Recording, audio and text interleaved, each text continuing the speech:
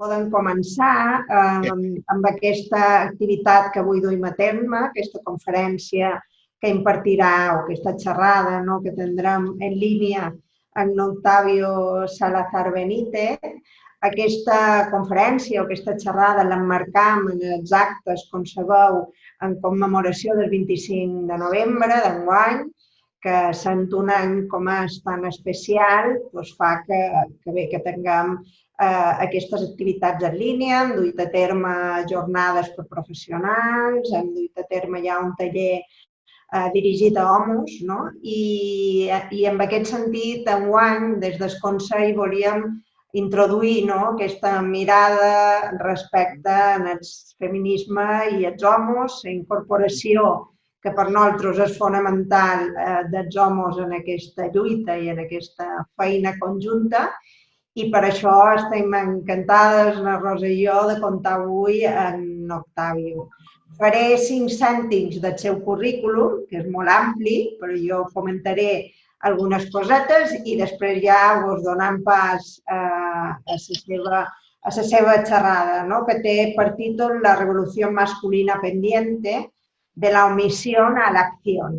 I jo crec que ens va molt bé aquest títol, amb aquesta idea que duim des del Consell de promocionar la complicitat també amb els homes feministes en aquesta feina que hem de fer en pro de la igualtat i, per tant, d'una societat més justa per totes i per tots. Octavio Salazar es catedrático de Derecho Constitucional de la Universidad de Córdoba y es miembro de la Red Feminista de Derecho Constitucional. Sus líneas prioritarias de investigación son el principio de igualdad, la transformación de las masculinidades y la revisión del concepto de ciudadanía desde el mandato de paridad. En el 2017 recibió el premio Hombre Progresista del Año, que se lo concedió la Federación de Mujeres Progresistas de España, y en el 2019 el premio Alicia Salcedo, otorgado por el Colegio de Abogados de Oviedo por sus trabajos referentes precisamente a la igualdad de género. Ha publicado diversas obras y entre lo más reciente pues destacaríamos El hombre que no deberíamos ser, el 2018, también en el 2018 La gestación para otros, y en el 19 títulos como We Too, Brújula para jóvenes feministas o Igualdad, género y derecho. En la actualidad es responsable de un proyecto de investigación sobre interpretación del derecho en clave de igualdad de género. Pues bueno, sin más, ya que muchas ganas de escuchar tus propuestas y tus reflexiones y luego hablamos un poquito. Gracias. Muy bien. Buenas tardes. Gracias, Teresa. Gracias al Consell por la invitación y a todas las personas que nos acompañan ahora en concreto en directo, bien posteriormente cuando esta charla quede grabada y se difunda por otras vías. Bueno, es un placer compartir este rato con vosotras, a pesar de lo poco cálido, ¿no?, que a veces resulta la posibilidad de comunicarnos por esta vía, pero bueno, las circunstancias son las que son y espero que a pesar de eso tengamos la posibilidad de reflexionar esta tarde un rato de manera conjunta, compartida y de plantearnos toda una serie de retos que tienen que ver con la igualdad y que tienen que ver con el papel de los hombres en la lucha por la igualdad, ¿no? Insisto que para mí es un auténtico placer hacer esta actividad con el Consell. Los últimos años he ido con relativa frecuencia a Mallorca, tengo allí a gente muy querida, así que para mí es una auténtica satisfacción que me hayáis hecho esta invitación y espero que la próxima no sea virtual, sino que sea presencial, ¿no? Esperemos que sea eso más pronto que tarde, ¿no? Bueno, yo voy a compartir una presentación porque creo que así con imágenes y algún texto pues se hará mucho más entretenido, ¿no? Incluso el rato. Vamos a ver si no hay problema en que se vea. A ver, presentación.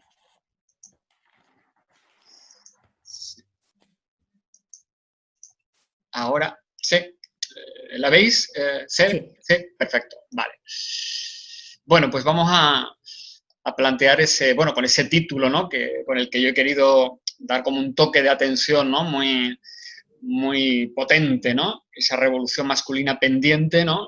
Y ese paso, ¿no? de la omisión, o podemos decir de una actitud más pasiva, ¿no? De los hombres en lo que significa la lucha por una sociedad más igualitaria, a la que yo creo urgente acción, ¿no? Acción personal y acción política, ¿no? Por parte de los hombres, ¿no?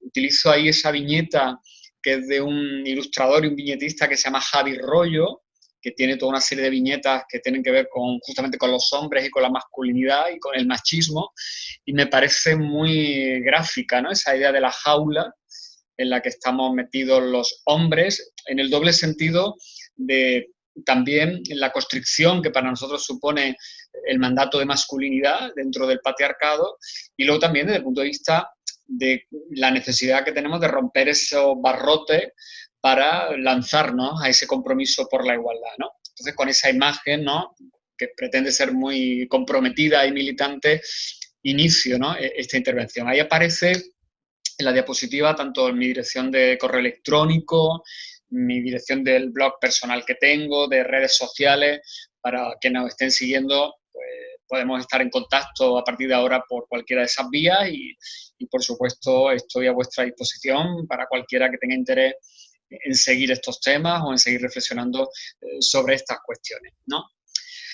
Voy a empezar quizás con algo como muy obvio, pero creo que es importante subrayarlo en unos momentos como los que estamos viviendo, donde, por un lado, el feminismo está viviendo un momento, yo creo que no tiene comparación con otros momentos históricos en cuanto a su presencia pública, en cuanto a su incidencia incluso en la agenda política, pero también al mismo tiempo hay una reacción, ¿no?, frente a ese, podemos decir, éxito del feminismo, y sigue habiendo toda una serie de prejuicios, de ideas preconcebidas y toda una serie de discursos que insistentemente vemos cómo se repiten en las redes sociales, en medios de comunicación, por parte de personajes públicos, incluso a veces también incluso por parte de representantes políticos, ¿no? Todas estas ideas que tantas veces hemos escuchado y que incluso alguna vez hemos utilizado, alguna de nosotras, bueno, fijaros, esto de yo no soy ni machista ni feminista, como si pudieran equipararse como dos términos contrapuestos. Fijaros esa definición, ¿no?, ese pronunciamiento de David Bustamante: no soy feminista ni machista, soy persona, ¿no? Como si ser feminista implicara una negación, ¿no?, de la personalidad, o el ser machista, ¿no?, también supusiera de alguna manera negar que somos seres humanos, ¿no?, que somos personas, ¿no?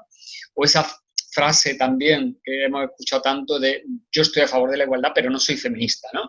Como si el término feminista generase ya de por sí un cierto miedo, ¿no?, un resquemor, un prejuicio, ¿no?, que obliga a muchas personas o a ciertas personas a no querer equipararse con lo que representa el movimiento feminista, ¿no? Por supuesto, esa idea también muy reiterada de que el feminismo es una guerra contra los hombres, ¿no?, de que los hombres acabamos siendo las víctimas de toda esa lucha feminista, y claro, toda esa línea, ¿no?, de pensamiento social y político que en los últimos años vemos muy extendido a nivel global, de incluso calificar a las feministas con insultos como el de feminazis, ¿no?, que tantas veces vemos en las redes sociales, ¿no?, y por parte de algunos sujetos que intervienen en esos foros, ¿no? Yo creo que detrás de todo esto hay casi una idea previa y que tenemos que empezar por ahí, desmontando, ¿no?, todas esas ideas preconcebidas, que podemos resumirlo en esto, ¿no? Lo contrario del feminismo es la ignorancia, ¿no? Esta frase se la escuché yo hace ya mucho tiempo en una conferencia a la filósofa Ana de Miguel, y enseguida la acogí, ¿no?, y me agarré a ella, porque efectivamente, ¿no?, yo creo que todavía hoy hace falta hacer muchísima pedagogía sobre lo que es el feminismo, sobre lo que históricamente ha representado, sobre lo que implica, ¿no?, en cuanto a movimiento y en cuanto a teoría política, para, a partir de ahí, desmontar toda una serie de prejuicios que tienen que ver con la ignorancia, pero que en muchos casos también tienen que ver con los intereses que hay por parte de ciertos sectores sociales, muy especialmente sectores masculinos, que tratan de evitar la pérdida de privilegios, esa pérdida de situación cómoda que los hombres siempre hemos tenido y que, lógicamente, el feminismo somete a crítica y pone en cuestionamiento, ¿no?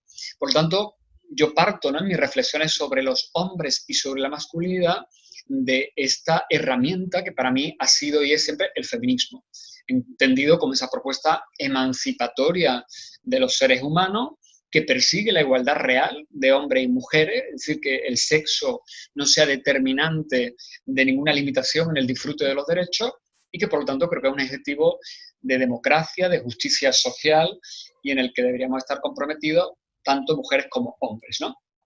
A partir de ahí, insisto, esa es la clave, podemos decir, ética, ¿no? Y la clave epistemológica y, por supuesto, también militante, desde la que yo me acerco a la reflexión sobre los hombres y sobre las masculinidades. Me gustaría empezar haciendo referencia a cuestiones muy recientes que yo he ido viendo por los medios de comunicación y que tienen mucho que ver con algunas de las ideas que yo quiero compartir con vosotras esta tarde, ¿no? Por ejemplo, os traigo aquí la polémica que se ha generado en mi ciudad, en Córdoba, que es donde yo vivo y donde trabajo, por una campaña promovida por el ayuntamiento, ahora mismo gobierna el Partido Popular, con motivo del 25 de noviembre, ¿no? Entonces, como veis ahí, aparecieron en las marquesinas, por ejemplo, del autobús, ese cartel donde aparecía como una especie de un dibujo de un niño pequeño, ¿no? Una niña pequeña que decía, es un niño, ¿no? Porque hace referencia al referente del padre, de mayor, yo no quiero ser como papá, ¿no? Poniendo de manifiesto, ¿no? Pues los efectos que la violencia de género provoca también en los menores de edad y en las referencias que construimos, también los hombres, y por supuesto los hombres maltratadores, en esos menores de edad. Bueno, la campaña ha generado una enorme polémica, una contestación de varios grupos políticos, de sectores de la sociedad y, por supuesto, de muchos hombres, padres, muchos de ellos que se han sentido como muy agraviados por esta campaña, en el sentido de decir, bueno, pues que aquí se estaba cuestionando en general a todos los hombres y se estaba lanzando una imagen, pues eso, hasta tremendamente perversa, negativa de los hombres y de los padres en concreto. Bueno, yo creo que la campaña tenía su sentido, claro. Ahí os pongo un fragmento de un artículo que publicó hace unos días Miguel Lorente, ¿no? Que, bueno, uno de los mayores expertos, ¿no?, de nuestro país en violencia de género, y que justamente llamaba la atención sobre cómo esta campaña lo que ponía de manifiesto es eso, los efectos que la violencia tiene también en los menores de edad, ¿no? Que es un tema que durante mucho tiempo está como en un lugar secundario y desde hace pocos años para acá estamos colocándolo en el lugar que corresponde.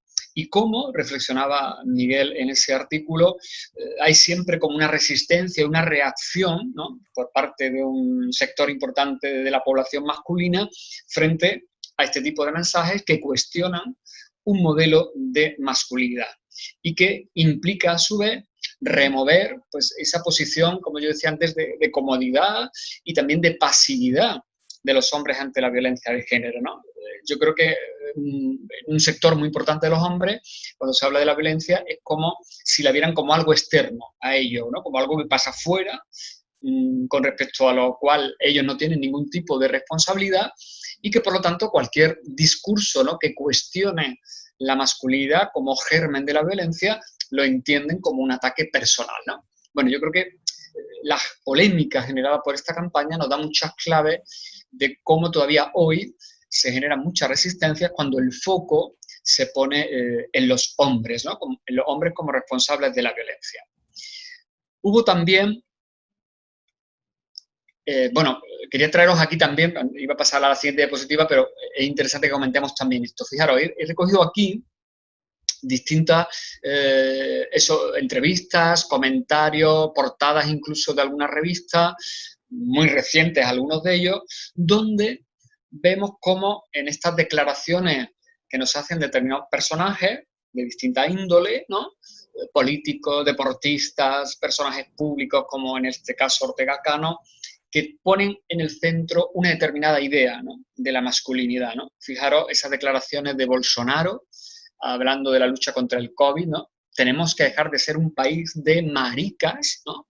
Esa alusión a la homosexualidad como un cuestionamiento de la masculinidad verdadera y por lo tanto como un cuestionamiento incluso del valor, ¿no?, de los sujetos masculinos que no responden a lo heteronormativo, ¿no? Esa es una constante, ¿no?, en la idea patriarcal de masculinidad y de ahí deriva, lógicamente, la homofobia, ¿no? Ahí tenéis, por ejemplo, la historia de ese jugador australiano de rugby que hace poco pues, comentaba en un periódico deportivo la dolorosa experiencia que él había tenido porque literalmente dice prefería morir a que se supiera que era gay, ¿no? Ese enfado de Ortega Cano, cuando al hilo de una noticia, ¿no? O comentarios en un programa de televisión de estos que se dedican al cotilleo, ¿no? Pues se cuestionaba su orientación sexual, ¿no? Y lanzaba, ¿no? Esa frase de reafirmación de su virilidad, ¿no? Soy un hombre de los pies a la cabeza, ¿no? Esa idea como de afirmación de que no hay ninguna duda de que él responde a un mandato clarísimo de masculinidad, ¿no? Esa frase que tantas veces hemos escuchado, ¿no? De un hombre se viste por los pies, ¿no? Que es una frase que yo nunca he entendido bien del todo, pero una frase con la que siempre se ha querido subrayar la respuesta, ¿no? A esa expectativa correcta de género, ¿no? Esa portada del XL semanal veis al político italiano Matteo Salvini, que bueno, sabéis que responde a una línea de pensamiento, de ideología tremendamente reactiva, ¿no? Frente a las políticas de igualdad. Y fijaros, me resulta muy significativa la imagen, ¿no? Como aparece desnudo en una cama, pero aparece con la corbata, ¿no? Que desde el punto de vista de la vestimenta, ¿no? Del vestuario, de la imagen estética, siempre ha sido una referencia esencial en la construcción del hombre público, ¿no? El hombre que se dedica a la política, el hombre que se dedica a los negocios, el hombre que tiene poder, ¿no? Fijaros que incluso en la cama, ¿no? Sigue teniendo la corbata, lo cual de alguna manera nos está lanzando el mensaje de que incluso en la cama, ¿no? Él sigue siendo un hombre poderoso. Y luego esa ilustración que a mí me hizo mucha gracia cuando la vi de Javi Rollo, ¿no? Al que citaba antes, que veis ahí esos dos monigotes con dos banderas donde aparece, bueno, pues los órganos genitales masculinos, y yo creo que representa muy bien esa imagen, pues esa especie de tensión permanente que hay entre los hombres, que tiene que ver con el tamaño, ¿no? De nuestros genitales, con nuestra fuerza viril y nuestra sexualidad, y como en muchos casos, incluso la propia vida política, parece que en algunos momentos podría deducirse eso a una especie de lucha entre a ver quién la tiene más grande, quién la tiene más larga o quién tiene más potencia, ¿no? Entonces, bueno, simplemente algunos ejemplos, ¿no? De cómo a través de declaraciones de personajes públicos, de historias o de imágenes, nos estamos enfrentando a un determinado imaginario que tiene que ver con esa imagen tradicional del hombre patriarcal. Me resultó muy interesante también hace unos días leer esta entrevista con la historiadora Mary Beard, que me parece una de las mentes, ¿no? más lúcidas del momento, ¿no? Su librito Mujeres y Poder me parece un libro absolutamente recomendable para quien quiera iniciarse, ¿no? En todas estas cuestiones de feminismo, ¿no? Desde el punto de vista de la política. Y en esa entrevista pues decía algo que es lo que yo también quiero de alguna manera subrayar esta tarde, ¿no? La masculinidad es el enemigo, no son los hombres, ¿no? En el sentido de cada uno de nosotros individualmente considerados, sino que realmente lo que hay que desmontar, como dice la antropóloga Rita Segato, es el mandato de masculinidad, ¿no? Lo que representa la masculinidad como cultura, como estructura de poder, ¿no? Pero no los hombres personalmente considerados, donde lógicamente pues, hay hombres de muy distinta índole y no evidentemente todos somos ni maltratadores, ni violentos, ni agresivos, ni violadores, ¿no? Pero sí que participamos todos de una determinada cultura, de un determinado mandato que tiene que ver con todos esos elementos que voy a ir desarrollando a lo largo de mi intervención. Estamos viviendo un momento histórico, ciertamente, bueno, pues claro, apasionante, pero también lleno, podemos decir, de ambivalencias, ¿no? Porque por un lado estamos viviendo eso que algunas compañeras denominan ya la cuarta ola del feminismo, es decir, utilizando esa metáfora de las olas, ¿no? Como esos momentos históricos en los que el feminismo ha ido alcanzando, ¿no? Determinadas metas. La primera ola en el siglo XVIII, en segundo lugar la lucha por el sufragio a finales del XIX y la tercera ola en la mitad del siglo XX aproximadamente, ¿no? Con la reivindicación del feminismo radical y de los derechos sexuales. Bueno, pues ahora el movimiento feminista a nivel global está viviendo lo que ya algunas compañeras teóricas del feminismo denominan una cuarta ola, ¿no? Yo creo que no hace falta que pongamos ejemplos de cómo en los últimos años las movilizaciones que ha habido en nuestro país y en otros países, pues han sido tremendamente significativas desde el punto de vista cuantitativo y cualitativo también. Pero claro, al mismo tiempo estamos asistiendo a eso que pues, han denominado algunas teóricas del feminismo revancha patriarcal, es decir, una reacción por parte de un sector de la ciudadanía, fundamentalmente masculino, pero no solamente masculino, donde de alguna manera se reacciona frente a los avances en igualdad, frente a las conquistas del feminismo y se cuestiona todo lo que el feminismo ha conseguido traducir, por ejemplo, en normas, en leyes o en políticas públicas, ¿no? Lo hemos visto en nuestro país, el caso paradigmático del partido Vox, pero lo estamos viendo en otros muchos países, lo hemos visto en Estados Unidos con Donald Trump y en el crecimiento de todas estas fuerzas políticas que además generan un discurso que rápidamente se expande y se contagia a las redes sociales, ¿no? Esta reacción, que es lo que Miguel Lorente califica como posmachismo, se caracteriza fundamentalmente por tres elementos, ¿no? Hay, por un lado, una tendencia a la exhibición, ¿no?, del machismo, después de una época donde parecía que incluso esas afirmaciones machistas se silenciaban porque ya no era políticamente correcto pronunciarlas, ahora se está perdiendo ese miedo, ¿no? Entonces vemos como con absoluta normalidad en redes sociales, en contactos, en grupos incluso que tenemos, todas y todas, ya no hay tanto corte, ¿no?, por parte de algunos individuos en posicionarse desde un ámbito totalmente eso, machista, ¿no?, y a veces hasta misógino.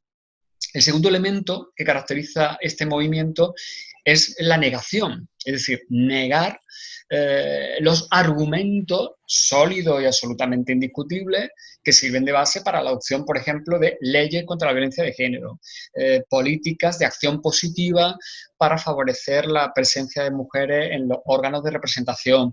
Es decir, hay una negación constante de que exista una discriminación de las mujeres, de que sean necesarias determinadas medidas legales. Y el tercer elemento sería el de la confusión, ¿no? Este discurso tiende a confundir, a hacer ahí una especie de totum revolutum que acaba generando una tremenda confusión. Quizás el ejemplo más evidente sería el que lleva a confundir violencia de género con violencia doméstica, a mezclarlo todo, a meterlo todo, ¿no?, en el mismo compartimento cuando son realidades muy distintas y por lo tanto eso acaba en la opinión pública efectivamente generando de entrada muchísimo ruido y luego, lógicamente, poniendo en cuestión conceptos y paradigmas que el feminismo pues, ha tenido que luchar muchísimos siglos para que se afianzaran o para que se incorporaran simplemente a los ordenamientos jurídicos, ¿no? ¿Dónde estamos los hombres, no? Sería la pregunta que nos tendríamos que plantear en este momento histórico, ¿no? Ante esta realidad de, por un lado, explosión, podríamos decir, del feminismo, pero también reacción, ¿no?, a esas políticas de igualdad y luego, claro, en un momento crítico como el que estamos viendo ahora con la crisis de la pandemia, pero también antes con la que arrastramos con la crisis económica del 2008, ¿no?, en adelante, ¿no? En ese esquema que he puesto ahí, ¿no?, que es, por supuesto, una propuesta meramente, bueno, muy simplificadora, pero que nos puede servir como para marcar tendencias, ¿no? Yo creo que, por un lado, tenemos, ¿no?, empezando por el escalón más bajo, entendiendo por ese escalón más bajo los que tienen una posición mucho más radicalmente machista, pues son esos hombres cabreados, ¿no? Hay un estudioso, ¿no?, de las masculinidades en Estados Unidos que escribió hace ya unos años, a principios del siglo XXI, un libro que era Hombres blancos cabreados, ¿no? Bueno, pues yo creo que hay un sector importante de hombres que se sienten cabreados ante lo que supone el avance de las mujeres, ante el cuestionamiento, por lo tanto, del lugar tradicional de poder que hemos tenido los hombres, ante la necesaria, por lo tanto, revisión de esos pactos de convivencia en el entorno familiar, de todo lo que tiene que ver con la corresponsabilidad, del reparto de funciones y de poderes, ¿no? Entonces, hay un sector importante y me temo que peligrosamente cada vez más amplio de individuos que se sienten ofendidos, ¿no?, que se sienten incluso atacados y que, como decíamos antes, se consideran incluso que son víctimas, ¿no?, del feminismo. Luego hay un sector que yo diría que es como el más amplio, ¿no? Aunque, bueno, a mí me faltan datos estadísticos para afirmar esto con, ¿no?, con evidencia científica, ¿no? Pero un poco por lo que detecto en mi entorno. Yo creo que hay un grupo muy amplio de hombres acomodados, es decir, hombres que sin ser machistas en un sentido muy extremo, de alguna manera siguen en sus vidas cotidianas las pautas tradicionales de comportamiento, tampoco hacen especialmente nada significativo para cambiar, ¿no?, sus roles tradicionales. Muchos hombres, quizás de los más jóvenes, han empezado a cambiar, ¿no?, alguna estructura como consecuencia, por ejemplo, de un nuevo estilo de paternidad, ¿no? Pero en general son hombres que, como decíamos antes, parece que todo esto que tiene que ver con la igualdad o con la violencia es algo que queda fuera de ellos, ¿no? Y ellos se limitan a seguir unas pautas sociales, unas pautas también individuales de conducta, bueno, que de entrada los sitúan en una posición mucho más cómoda, ¿no?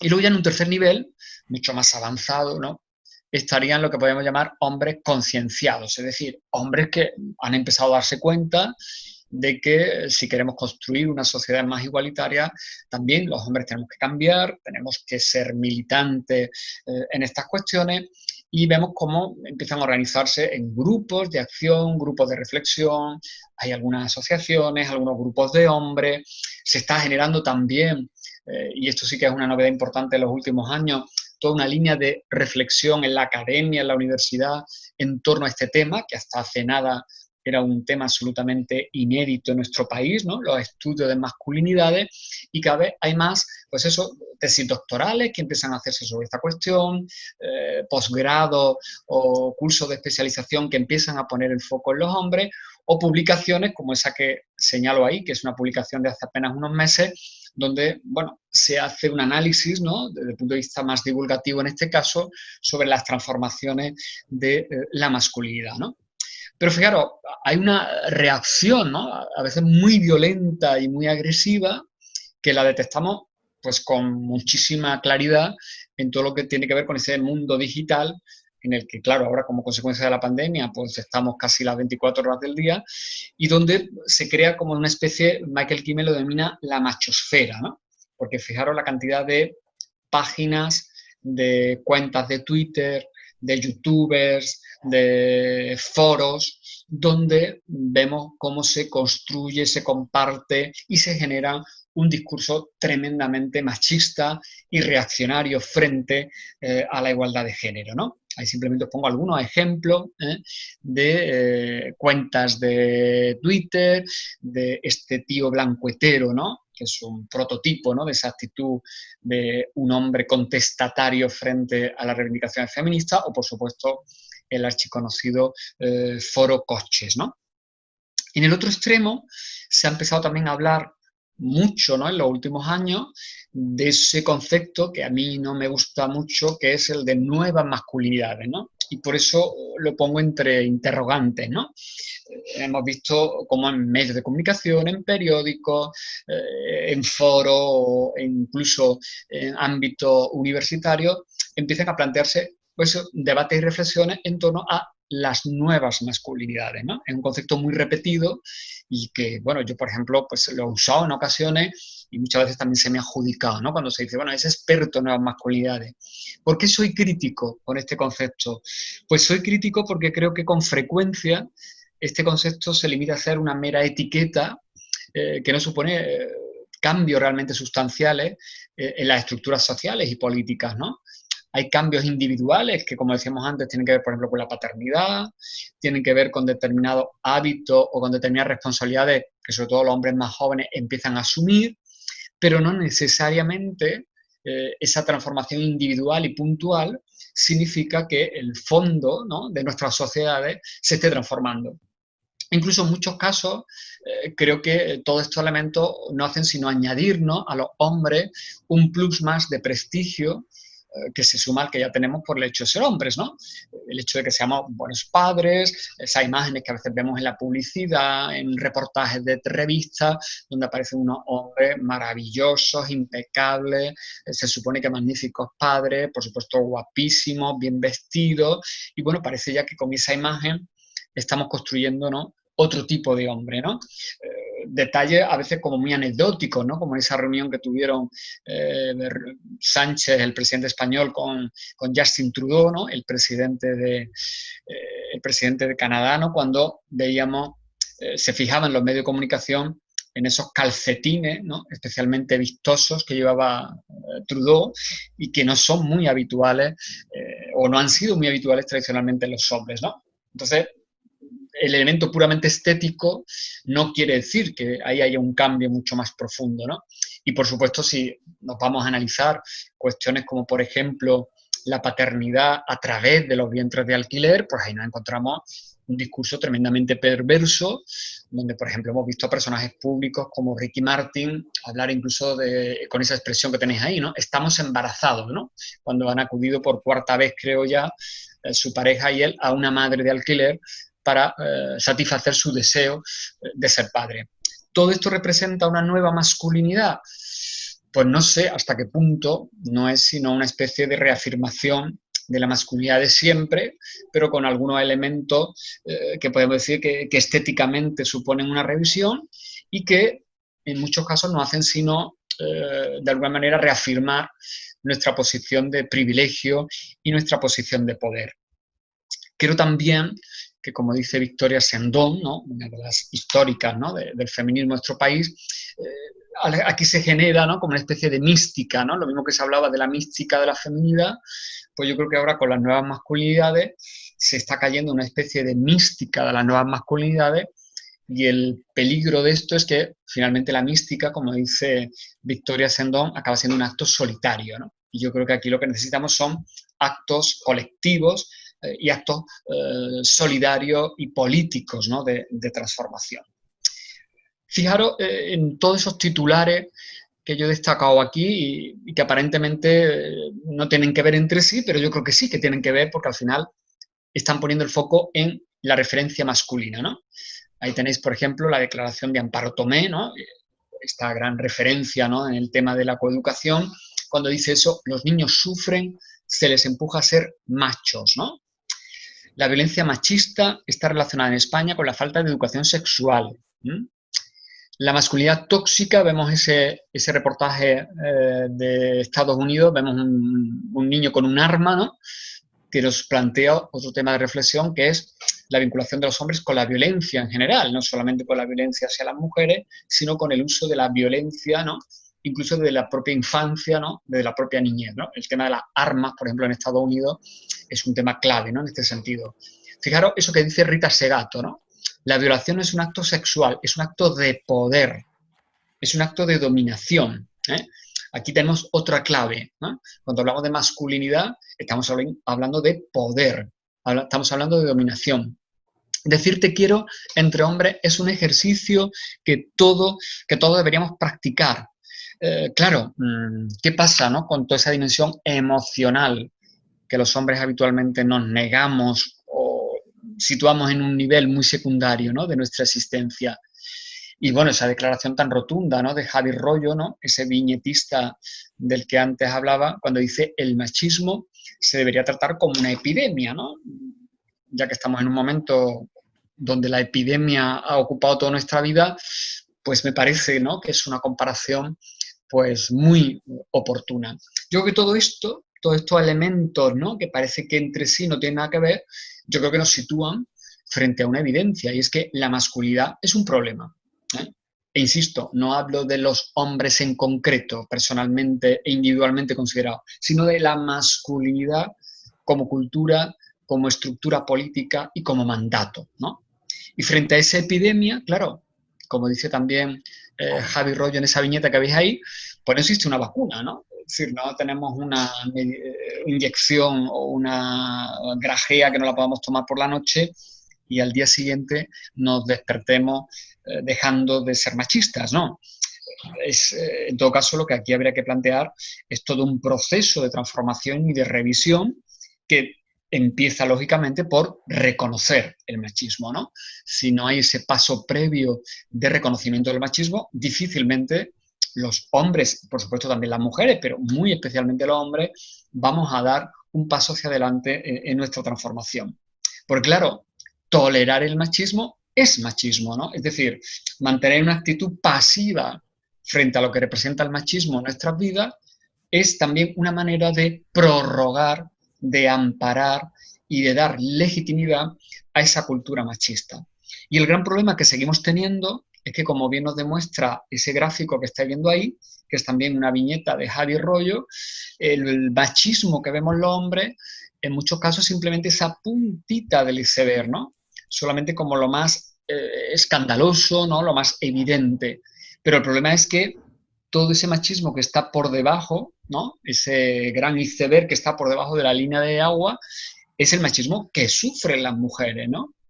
No ya el que nosotros no vemos, sino que es el que están sufriendo todos los días las mujeres, ¿no? Entonces, a todo esto es lo que tenemos que darle la vuelta, ¿no? Fijaros, más datos, ¿no? Más datos que nos deberían, como mínimo, sobrecoger, ¿no? Por supuesto, los datos de la violencia machista, ¿no? Desde el año 2003, no sé si en los últimos días ha habido alguna modificación de esa cifra, porque prácticamente toda la semana tenemos un asesinato, pero lo que sí que es cierto es que, bueno, pues a lo largo de estas últimas décadas, pues tenemos ya más de 1000 mujeres asesinadas, y la clave de esto es no solamente que ha habido todas esas miles de mujeres víctimas, sino que ha habido 1074 hombres asesinos machistas, ¿eh?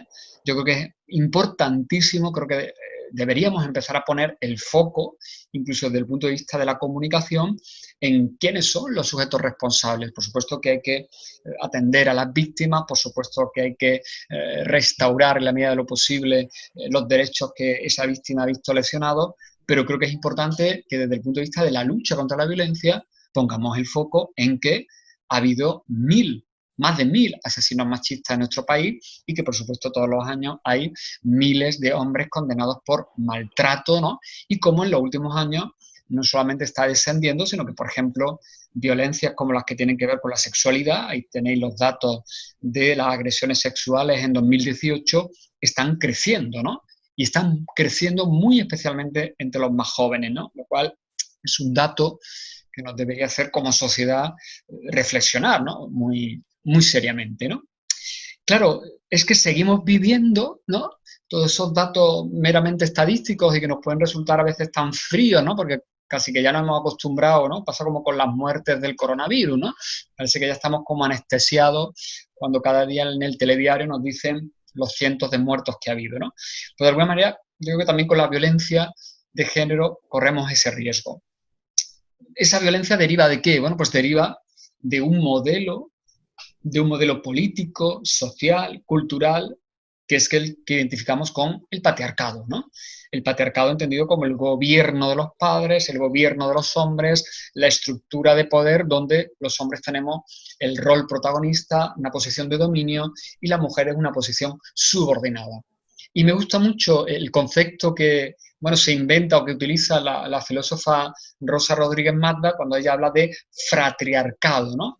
Porque se refiere a ese papel tan importante que en el patriarcado y la cultura machista tienen las relaciones entre hombres, ¿no? Esos pactos, ¿no? Celia Moró habla de los pactos juramentados, ¿no? Entre varones, pues esa idea de cómo el poder en esta estructura patriarcal se va transmitiendo, ¿no? Entre los hombres a través de pactos expresos y pactos implícitos, ¿no? Y que lo vemos permanentemente todavía hoy en las instituciones, en cómo, ¿no? Se definen determinadas realidades. Ahí tenéis, por ejemplo, el ejemplo de la RAE, ¿no? Y toda su posición con respecto al lenguaje, o simplemente cuando vemos cómo se organizan determinados debates públicos, donde vemos cómo, en muchos casos, esos debates están ocupados solamente por hombres, o la presencia de mujeres es absolutamente minoritaria, ¿no? Vivimos, ¿no? Y en esta diapositiva pretendo hacer como un resumen, ¿no? Muy, muy esquemático de cuál es, ¿no? La estructura de las sociedades contemporáneas. Vivimos en sociedades formalmente iguales, es decir, sociedades donde el derecho, el ordenamiento jurídico, evidentemente dice que hombres y mujeres somos iguales y que no cabe la discriminación por razón de sexo, pero que, sin embargo, desde el punto de vista de la realidad, de lo fáctico, pues sigue habiendo una enorme desigualdad, ¿no? Y creo que no hace falta aburrir aquí con datos del ámbito laboral, del ámbito del poder, o por supuesto, como hemos visto antes, del ámbito de la violencia, para poner de manifiesto esa realidad de la desigualdad. Vivimos en un modelo de patriarcado que es el que Alicia Puleo califica como de consentimiento, y que serían esos patriarcados en los cuales, bueno, pues a veces de manera como muy sutil, ¿no?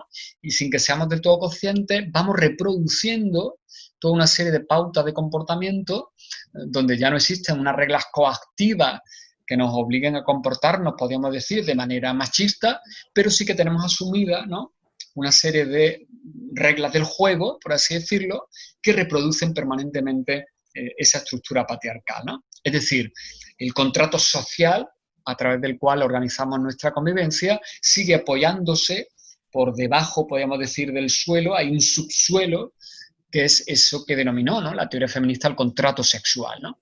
Un contrato sexual donde existe por parte de los hombres una permanente apropiación del cuerpo y de las capacidades de las mujeres, ¿no? Siempre a lo largo de la historia el cuerpo ha sido como esa especie de podríamos decir, lienzo en blanco, donde el patriarcado ha ido escribiendo sus reglas, ¿no? Y hoy, fijaros cómo buena parte, ¿no?, de los grandes debates que tenemos desde el punto de vista de la igualdad tienen que ver justamente con esa utilización del cuerpo, la sexualidad o las capacidades de las mujeres, ¿no? Vivimos en un momento, además, donde el patriarcado ha hecho una alianza perfecta con el neoliberalismo, ¿no? Creo que ahí hay unas claves económicas y políticas que se dan la mano y que legitiman que ahora estemos viviendo una situación especialmente compleja que hace que las mujeres vuelvan a ser las más vulnerables del planeta, ¿no? Y eso se sostiene a través de toda una serie de violencias, por eso hablo ahí de violencias machistas, y me refiero ahí a violencia de tipo, por supuesto, de género, pero también violencia que podemos identificar con explotaciones económicas, laborales, en el ámbito de las relaciones de pareja, etcétera, etcétera, ¿no? Y esa situación de subordiscriminación de las mujeres, ¿no? Ese concepto que utiliza la filósofa del derecho Maggie Barrere y que a mí me parece muy gráfica también, ¿no? No es una simple discriminación, porque es una discriminación de tipo estructural, ¿no?, o sistémica, ¿no?, la que sufren las mujeres. Además, en estos momentos, ¿no?, de alianza entre el patriarcado y el neoliberalismo, estamos asistiendo a un momento donde determinados discursos, pues yo creo que están haciéndole más mal que bien a la libertad y a los derechos de las mujeres, ¿no? Todos esos discursos que tienen que ver con la libertad individual, con el individualismo más posesivo, ¿no?, la idea de que lo fundamental son los deseos de los individuos y cómo a través del dinero podemos satisfacerlo, y por lo tanto cómo vivimos en sociedades donde con mucha frecuencia se argumenta que las mujeres son libres para tomar decisiones que tienen que ver, por ejemplo, con su cuerpo, y que por lo tanto no tenemos que actuar de manera paternalista, ¿no?, con respecto a ellas, ¿no? Todo este planteamiento, que es, insisto, muy liberal y muy neoliberal, pues acaba no teniendo en cuenta que no se es auténticamente libre cuando no se parte de unas condiciones iguales de supervivencia, de oportunidades o de condiciones socioeconómicas, ¿no? Es decir, no se puede desligar, ¿no?, el discurso de la libertad del discurso sobre la igualdad, ¿no? Entonces, en muchos debates que ahora mismo tienen que ver con la realidad de las mujeres, pues se insiste mucho en esta idea de la libre elección, ¿no? De ahí que Ana de Miguel, por ejemplo, hable del mito de la libre elección, ¿no? Por lo tanto, y teniendo en cuenta todo este panorama, no hay que olvidar un dato esencial, ¿no?, que la violencia sobre las mujeres tiene carácter estructural, ¿eh?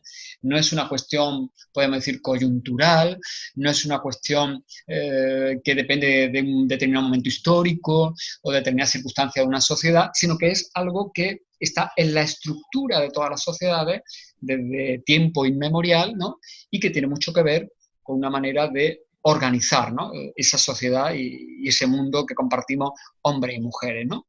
Un mundo en el que, simplificando mucho, podríamos hablar como de dos grandes leyes en las que habitualmente hemos sido socializados, por una parte mujeres y por otra parte hombres, ¿no? Las mujeres socializadas en eso que Amelia Valcárcel llama la ley del agrado, ¿no?, las mujeres como el sexo que debe agradar, y los hombres socializados siempre para el dominio, ¿no? Por eso hablo yo ahí de la ley del dominio. Y cómo a partir de ahí, pues evidentemente los hombres nos hemos ido construyendo siempre como sujetos individuales, lo cual significa reconocer nuestra propia trayectoria, nuestra autonomía, nuestro propio proyecto personal, mientras que las mujeres han carecido habitualmente de esa individualidad, ¿no?, de ese proyecto personal. Se ha limitado a cumplir una función natural que tiene que ver con su condición biológica de reproductora y de todos los trabajos asociados a esa función de reproductora, ¿no? De ahí esa idea también de Celia Amorós de las mujeres como idénticas, ¿no?, en el sentido de que podían ser perfectamente intercambiables unas por otras porque daba igual en cuanto proyecto individual cada una de ellas, ¿no? La lucha, ¿no?, de las mujeres todavía hoy es una lucha especialmente para convertirse en seres que tengan por sí mismas una entidad, ¿no?, y que no sea una entidad dependiente, ¿no?, o subordinada a la de un hombre, ¿no?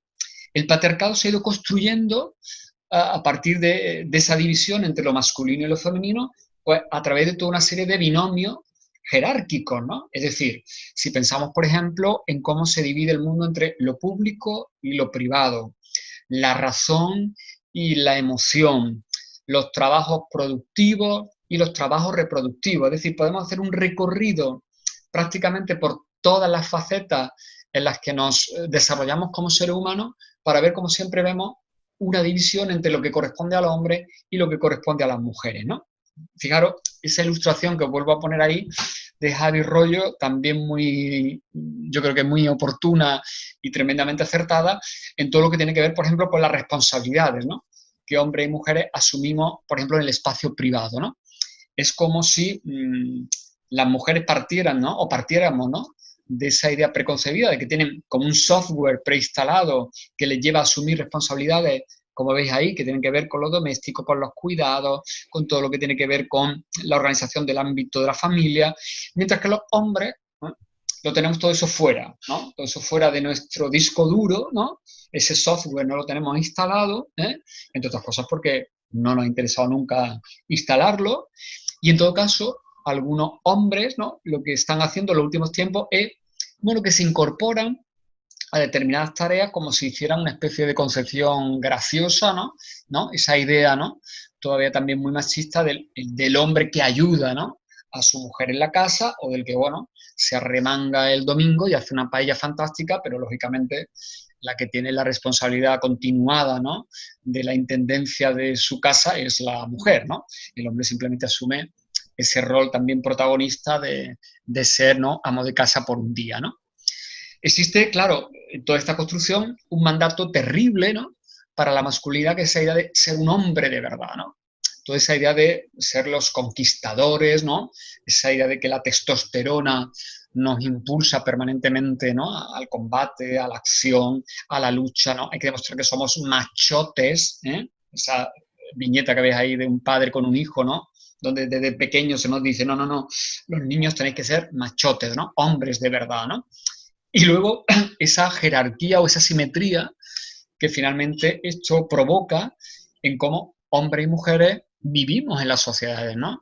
Ahí veis en esa última viñeta como, por ejemplo, el uso que hacemos hombres y mujeres del espacio público acaba siendo asimétrico en el sentido de que, por ejemplo, en determinados espacios y a determinadas horas del día o fundamentalmente de la noche, las mujeres sienten toda una serie de peligros y de inseguridades que los hombres no sentimos, ¿no? Yo creo que ese es un factor absolutamente indicativo, ¿no?, de la tremenda asimetría que seguimos teniendo como ciudadanos y como ciudadanas, ¿no? No seremos una sociedad plenamente democrática mientras que no consigamos superar, ¿no?, esa barrera que implica que el espacio público sigue siendo un espacio de peligros para las mujeres. Esa idea de lo que yo llamo la omnipotencia masculina, ¿no?, esa concepción del hombre como un ser que lo puede todo, ¿no?, de ahí lo de la omnipotencia, pues yo creo que se ha construido tradicionalmente a través de tres elementos, ¿no? La idea de la socialización para el poder y para el ejercicio del poder, ¿eh? La idea del uso de la violencia en sus múltiples manifestaciones, ¿no?, esa incorporación de la violencia desde que somos niños como algo cotidiano y normalizado. Y en tercer lugar, la idea de la negación, es decir, la negación de todo lo que tiene que ver con las mujeres, ¿no? Todo lo que tiene que ver con lo femenino, ¿no? Eso que decía antes Bolsonaro del país de maricas, ¿no? El que un hombre se identifique con lo femenino supone, pues eso, una negación de su hombría, ¿no? Yo creo que estos tres elementos han sido clave en la construcción de esa idea de la omnipotencia masculina. A partir de ahí, además, la masculinidad se ha construido en nuestra cultura como el paradigma de lo universal y de lo valioso, mientras que lo femenino se ha entendido siempre como un concepto devaluado. Fijaos cómo cuando se le coloca el adjetivo femenino, por ejemplo, a una manifestación artística o a una profesión incluso, en muchos casos es para devaluarlo, ¿no? Literatura femenina, ¿no? Es esa literatura, bueno, que hacen las mujeres y que tiene menos valor porque habla de, bueno, de cosas de ellas, de cosas de sentimientos, pero no habla de lo universal, ¿no? La universal lo representa la literatura masculina, a la que por supuesto no le ponemos ningún adjetivo porque entendemos que es la universal, ¿no? Y esto da lugar a una tremenda paradoja, que es la que hace ya tiempo, ¿no?, planteaba Josep Vicent Marqués, ¿no?, que fue uno de los primeros en abordar en nuestro país, ¿no?, la reflexión sobre la masculinidad, cuando decía esa frase tan contundente, ¿no? La paradoja de la heterosexualidad de los varones está en que no le gustan las mujeres como personas, es decir, a muchos varones heterosexuales les gustan las mujeres, bueno, pues como un objeto sexual, como un sujeto que satisface determinadas necesidades, pero no como un sujeto equivalente con el que tienen una relación de igual a igual, porque esa relación de igual a igual solamente la tienen con otros hombres, ¿no? Hay un componente incluso ahí de homofilia, ¿no?, podríamos decir, en esa construcción de la masculinidad. Para mantener esa posición de hegemonía, esto lo explica muy bien Pierre Bourdieu, ¿no?, en su obra clásica La dominación masculina, para que cualquier grupo mantenga a lo largo del tiempo una posición de hegemonía, necesita, entre otros muchos instrumentos, la utilización permanente de una violencia simbólica, ¿eh? La violencia simbólica es aquella que tiene que ver con determinados imaginarios, con determinados mensajes que se van transmitiendo y que incluso la persona que está sometida, ¿no?, la persona que está subordinada, en este caso las mujeres, pues incluso lo aceptan sin percatarse de ello, ¿no?, o sin cuestionarlo, ¿no?, o aceptándolo porque entra dentro de lo normal, ¿no? Fijaros que hay un famoso, ¿no?, libro, ¿no?, de Miguel Lorente que se llamaba Mi marido me pega lo normal, ¿no? Entonces, esa violencia simbólica en muchas ocasiones es la más difícil de detectar porque, claro, no es la más explícita, ¿no?, o la más evidente, ¿no? Y tiene que ver con muchísimos elementos en los cuales, por ejemplo, nos educamos, ¿no? Ahí os pongo dos imágenes que yo creo que son muy significativas, ¿no? Esa idea de ese jugador de fútbol, ¿no?, con ese lenguaje que lo identifica como el puto amo, ¿eh? Y luego, fijaros, en comparación siempre, ¿no?, el lugar de la mujer, ¿no? Shakira es de todos, ¿no? Esa idea de las mujeres como seres disponibles, ¿no? En este caso es una mujer famosa, conocida, la mujer de un futbolista, pero que a la que el público le lanza el mensaje, un momento, tú eres de todos, ¿no? Eres como un objeto, ¿no?, del que todos tenemos derecho a disfrutar, ¿no? Hay además una obsesión en esa construcción por ejemplo, manifestar la fuerza a través del cuerpo, ¿no? Esa construcción de la virilidad masculina, ¿no?, de la hipermasculinidad, ¿no? Ahí os pongo imágenes que yo creo que también son muy significativas y que han sido una constante a lo largo de la historia, ¿no? Desde la época de los fascismos, donde el cuerpo viril del hombre militar fue una imagen clave, ¿no?, de legitimación de esos regímenes políticos, hasta el momento presente, ¿no? Ahí tenéis imágenes de películas, de personajes famosos en redes sociales, de portadas de revistas, donde aparece esa imagen del cuerpo musculoso, vigoroso, preparado siempre para la acción y para el combate, ¿no? Fijaros en esa fotografía de arriba de Vladimir Putin, ¿no?, que es tan significativa, ¿no?, por el impacto, ¿no?, de la imagen que nos está transmitiendo. Yo creo que un concepto, ¿no?, que nos puede servir de manera muy clara para definir, ¿no?, históricamente a este sujeto masculino es la idea del hombre como un sujeto depredador, ¿no? Es decir, un sujeto que ha sido un depredador, por supuesto, de propiedades, de bienes, de recursos, pero también que ha ejercido, podemos decir, ese derecho de propiedad sobre los cuerpos y las capacidades de las mujeres, ¿no? Ahí está, por supuesto, el contrato sexual, ¿no?, absolutamente teorizado por el feminismo, para demostrar cómo incluso durante muchísimos siglos el matrimonio fue un contrato de apropiación de las capacidades de las mujeres, y ahí están otras muchas realidades que nos remiten, por ejemplo, cuestiones como las agresiones sexuales o, por ejemplo, la prostitución, ¿no? Esa idea, además, de frente a ese sujeto depredador, las mujeres como seres construidos para otros, ¿no? Mientras que los hombres siempre hemos sido seres para nosotros mismos, las mujeres han tenido que obedecer a ese mandato de ser seres para otros permanentemente disponibles, ¿no? Yo creo que esos tres términos, ¿no?, que aparecen en ese círculo, pues nos podían servir de guía perfecta para ver cómo a lo largo de la historia el hombre ha ejercido repetidamente esos conceptos, ¿no?, que tenéis ahí, ¿no? La idea del control, la idea de la dominación, la idea de la conquista, ¿no? Conquista, dominación, control de territorios, de pueblos, de recursos y, por supuesto, también de mujeres, ¿no? Fijaros esa idea, ¿no?, que a mí me parece tan gráfica, ¿no?, que utiliza Rita Segato, ¿no?, que es una de las grandes expertas en el tema de los feminicidios, que es la masculinidad con una capacidad de adueñarse, ¿no? Esto que los hombres además proyectamos muy especialmente en cuestiones relativas a la afectividad o la sexualidad. Y claro, ¿qué está pasando en el momento presente, ¿no? En ese contexto que decíamos antes, que las mujeres a lo largo del siglo XX han ido alcanzando cada vez más derechos, han ido conquistando espacios de igualdad y paralelamente, pues claro, los hombres hemos ido perdiendo parte de ese estatus de privilegio que teníamos históricamente, ¿no? Hemos ido, por tanto, viendo cómo se reducía esa capacidad de adueñarnos, entre otras cosas, de mujeres, ¿no? Esa pérdida progresiva del estatus de dominio, ¿no? Y por eso creo, por eso además mantienen algunas especialistas en el tema de la violencia, hay una reacción muy continuada y muy evidente que se traduce en el uso de la violencia del hombre hacia las mujeres, porque es como el único espacio, ¿no?, en el que determinados hombres consiguen restaurar esa posición de dominio, ¿no? Y eso se ve clarísimo en el aumento que está habiendo en los últimos años de la violencia sexual, ¿no?, de las agresiones sexuales. Hay un triángulo, lo que yo llamo el triángulo de la mala educación, que en este sentido, pues yo creo que, bueno, juega un papel absolutamente terrible en lo que es la conformación tanto de la masculinidad como de la feminidad, ¿no?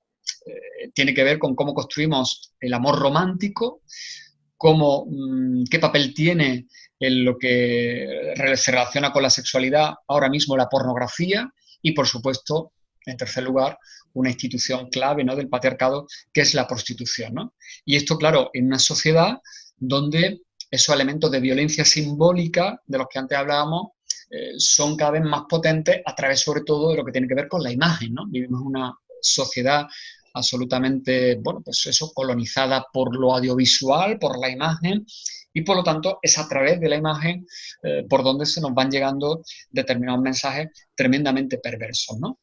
Fijaros cómo, desde el punto de vista de la pornografía, ¿no?, estas son algunas de las conclusiones a las que llegaba ese informe, ¿no?, que se publicaba hace apenas un mes sobre la pornografía y la adolescencia, porque uno de los ámbitos que ahora mismo se están trabajando más es justamente cómo está aumentando el consumo de pornografía, fundamentalmente entre los más jóvenes, y qué consecuencias está teniendo eso en sus comportamientos.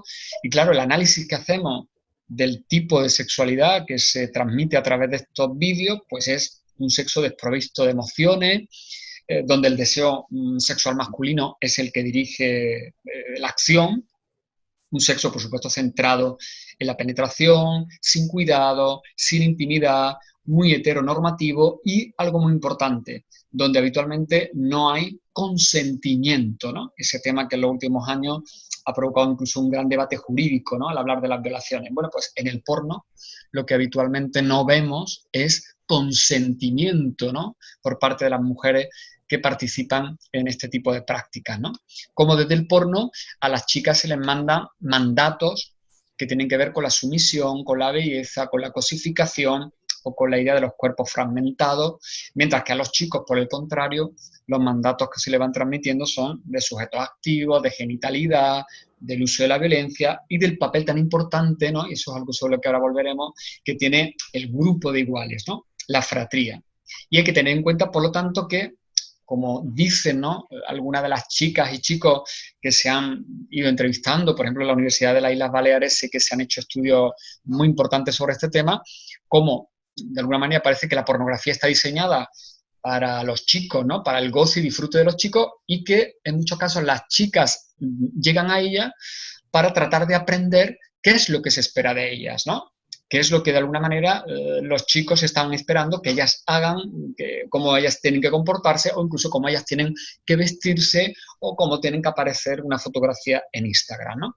Y un elemento muy importante es que para cualquiera de nosotros, y muy especialmente para los más jovencitos, el porno no hace falta buscarlo, es decir, que el porno sale a tu encuentro porque directamente a través de las páginas web por las que habitualmente circulamos, de manera sin que vayamos intencionadamente buscando imágenes pornográficas, pues con mucha facilidad nos van a saltar anuncios o llamadas de páginas donde inmediatamente un chico que puede tener pues apenas 8, 9, 10 años, pues inmediatamente está viendo este tipo de contenidos, ¿no?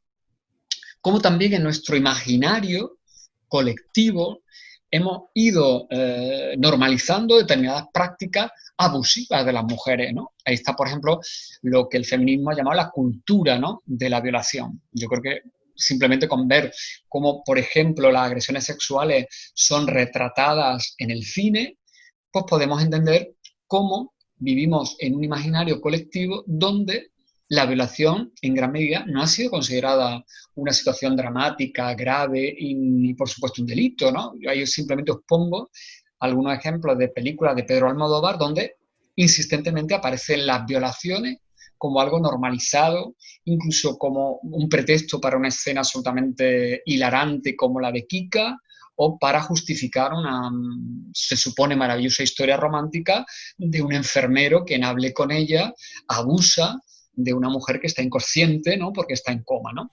Todo eso sin olvidar, ¿no?, lo que representa una película como Átame, donde hay un tipo, Antonio Banderas, que literalmente secuestra a Victoria Abril y la ata, ¿no?, y la amordaza en la cama y le dice, bueno, pues vas a estar aquí atada y amordazada hasta que te enamores de mí. Y luego, claro, el tema de la prostitución, ¿no? Como también hemos generado una cultura de normalización de la prostitución, ¿eh? A través de la literatura, a través del cine, ¿no? Fijaros, bueno, pues esa película, ¿no?, Pretty Woman, tan insistentemente repetida en las televisiones, ¿no?, y tantísimos relatos, ¿no?, de grandes escritores, de, bueno, pues todo ese imaginario, ¿no?, donde incluso el lenguaje, ¿no?, pues ha asimilado, ¿no?, con absoluta normalidad ese calificativo de hijo de puta, ¿no? Yo creo que siempre insisto en esto, si simplemente viéramos, ¿no?, Pretty Woman partiendo de la idea de que el personaje de Richard Gere es un sujeto prostituidor, es un putero, pues seguramente cambiaría, ¿no?, completamente nuestra concepción de esa realidad, ¿no? Creo que aquí los hombres también tenemos que hacer un ejercicio muy urgente, ¿no?, de reflexión crítica y de deslegitimación de una práctica que evidentemente supone uso y abuso de los cuerpos, de la dignidad y de la integridad de las mujeres. Como decía antes, es muy importante para esa construcción de la masculinidad el lugar de la fratría, ¿no?, de los grupos de hombres, ¿no? Antes hablábamos del crecimiento de las agresiones sexuales, cómo están creciendo las agresiones de grupos, ¿no?, de manadas, ¿no? Como también, por ejemplo, es muy habitual ir de putas en grupo, ¿no? O otras muchas actividades que los hombres pues, habitualmente hacen con otros hombres, ¿no? Rita Segato analiza muy bien cómo en la violencia contra las mujeres se opera en un doble eje, ¿no? El eje que ella llama vertical, que es el eje sobre la mujer que está sometida y que sufre la violencia, y luego hay un eje horizontal, que es el que tiene que ver con los propios hombres, ¿no? Como en muchos casos estos ejercicios de violencia sirven a los hombres para demostrar ante otros hombres que están siendo hombres de verdad, que están cumpliendo con ese mandato absolutamente riguroso de virilidad, lo cual implica también incluso ocupar, ¿no?, de manera depredadora, ¿no?, los cuerpos femeninos. Yo creo que, y por ir concluyendo, que todo este panorama, ¿no?, al que me he ido refiriendo, ¿no?, quizás de manera muy rápida porque quería abordar muchas cuestiones, creo que finalmente la masculinidad acaba siendo una cuestión política, ¿no? Es decir, creo que tenemos que plantearnos cuestiones que tienen que ver con cómo estructuramos la sociedad en la que vivimos desde el punto de vista de los poderes, las oportunidades y la construcción de las subjetividades masculinas y femeninas.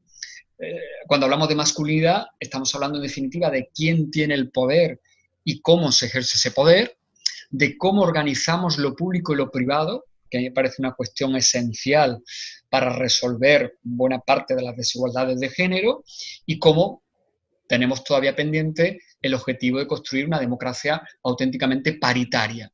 Y todo esto, a su vez, tiene una proyección sin duda urgente también en nuestro ámbito más personal e íntimo, en todo lo que tiene que ver con el amor, todo eso que antes de pasada hemos hablado del amor romántico, todos esos mitos, ¿no?, que nos llevan siempre a una posición dominante de dependencia de las mujeres, esa falsa idea de la complementariedad, de determinadas actitudes como pueden ser los celos, etcétera, etcétera, y en todo lo que tiene que ver con la sexualidad, ¿no? Yo creo que con todos esos ejemplos que hemos puesto, hay un serio problema, ¿no?, con la sexualidad masculina.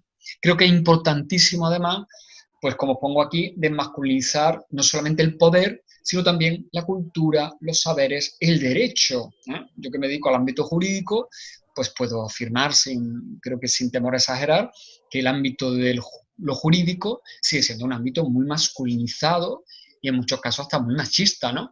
Seguimos sin tener una formación, una sensibilización en materia de igualdad de género, ¿no? Y lo que pasa con el derecho pasa en otro ámbito del conocimiento, en otro ámbito de la ciencia, ¿no? Las mujeres han ido accediendo a todos estos ámbitos tradicionalmente masculinos, pero siguen sin tener la autoridad científica, académica, que se nos reconoce a los hombres, ¿no? Yo creo que es importantísima la formación y la sensibilización en cualquier ámbito, ¿no?, en cualquier ámbito del saber y en todas las profesiones. Es importantísimo incorporar el feminismo a la educación, ¿eh?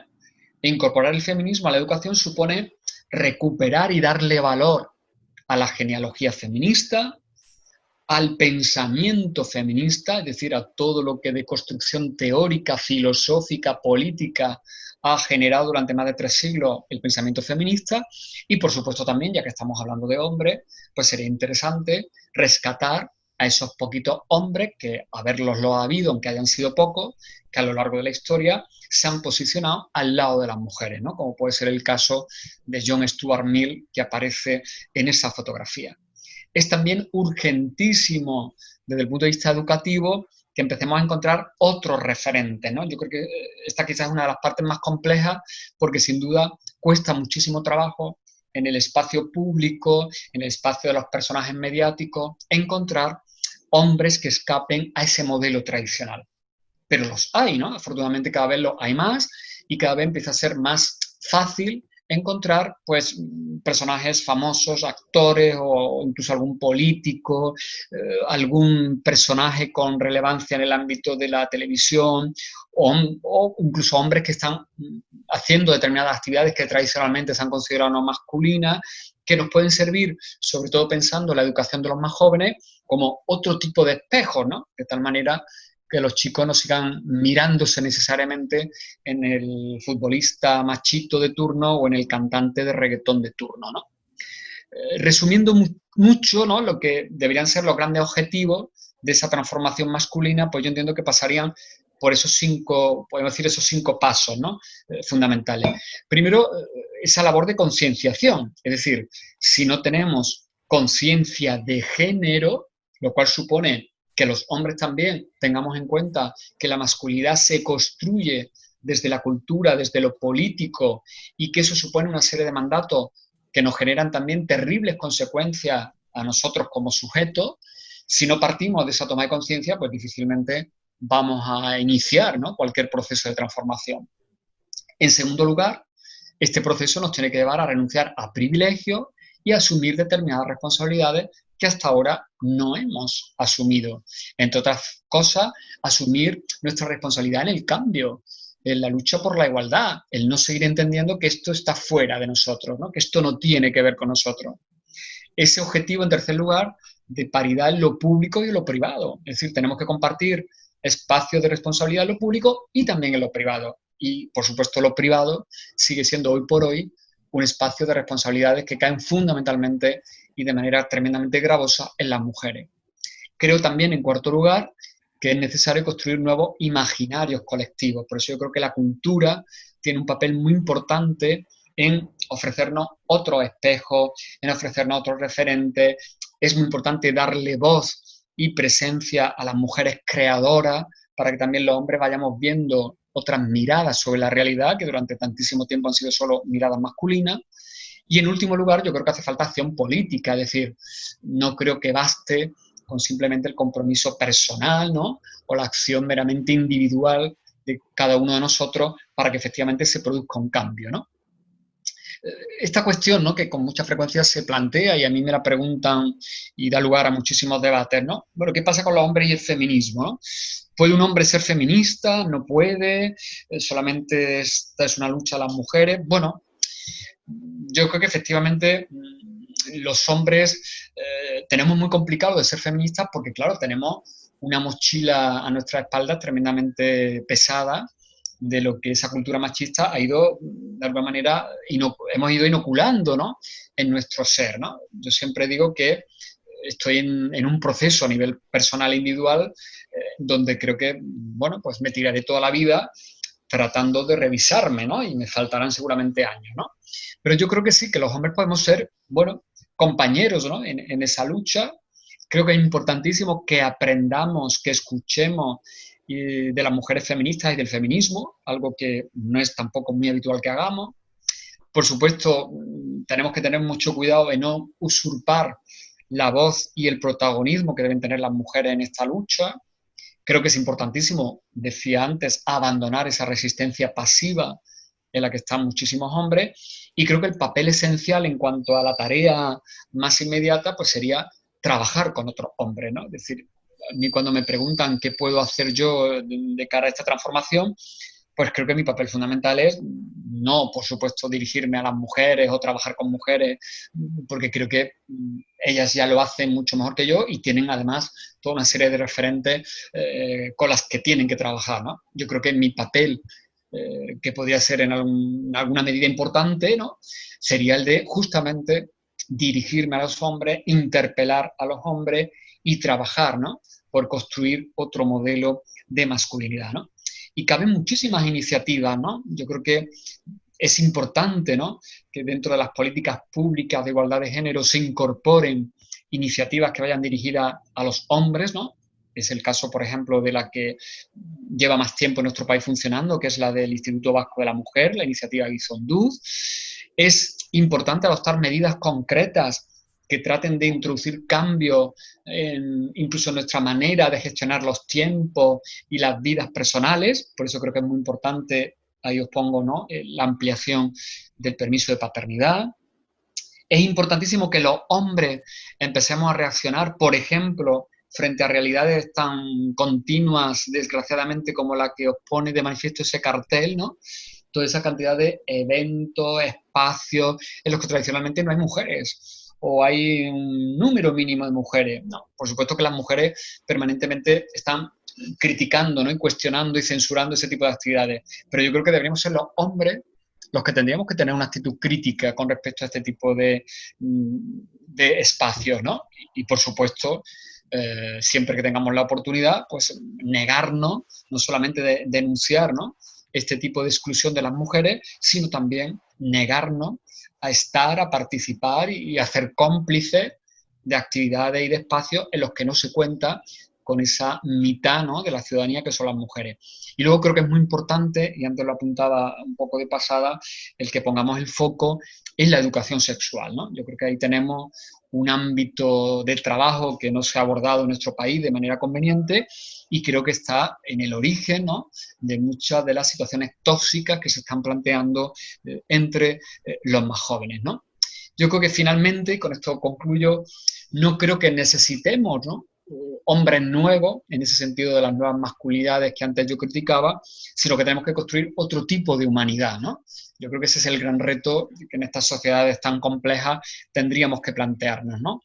Una nueva humanidad que pasa efectivamente por tener democracias que sean paritarias, porque los hombres y mujeres seamos seres equivalentes y porque efectivamente todo esto vaya acompañado de unos suficientes criterios de justicia social, ¿no? Yo creo que no se puede hablar de igualdad sin tener en cuenta todo lo que tiene que ver con ese ámbito, ¿no?, de la justicia social, ¿no? Hay que desmontar, por lo tanto, la masculinidad, no crear una nueva masculinidad, y tenemos que construir entre todas y todos un proyecto de humanidad mucho más sostenible, ¿no? ahí está la crisis climática que nos está matando lentamente, la situación que estamos viviendo ahora con la pandemia, yo creo que es otro ejemplo, ¿no?, de a dónde estamos llevando el mundo, y creo que es fundamental eso, reivindicar el cuidado, la ética del cuidado, partiendo de la idea de que todos los seres humanos, hombres y mujeres, mujeres y hombres, somos vulnerables, somos frágiles y que por lo tanto necesitamos depender unos de otros, ¿no? Esa idea de la interdependencia, pero no en el sentido negativo que tradicionalmente han vivido las mujeres, la dependencia de los hombres, sino en el sentido de la reciprocidad, del cuidado, de la empatía, ¿no?, y de la necesidad de compartir espacios, tiempos y responsabilidades que nos tenemos que plantear las mitades, ¿no?, de la humanidad, ¿no? Y creo que todas estas estrategias, pues sin duda, vienen de la mano del feminismo, ¿no? Yo creo que todas las respuestas, todos los instrumentos y todas las claves las lleva aportando desde hace más de, bueno, ya casi 3 siglos, la teoría feminista, la acción política feminista, ¿no? Y creo que, por lo tanto, ese sería el gran objetivo que tendríamos que incorporar, ¿no?, a nuestra praxis cotidiana, ¿no? Yo creo que más que definirnos como feministas, lo que tendríamos que empezar a hacer es actuar como feministas. Y nada más por mi parte, ¿eh? Hasta aquí lo que...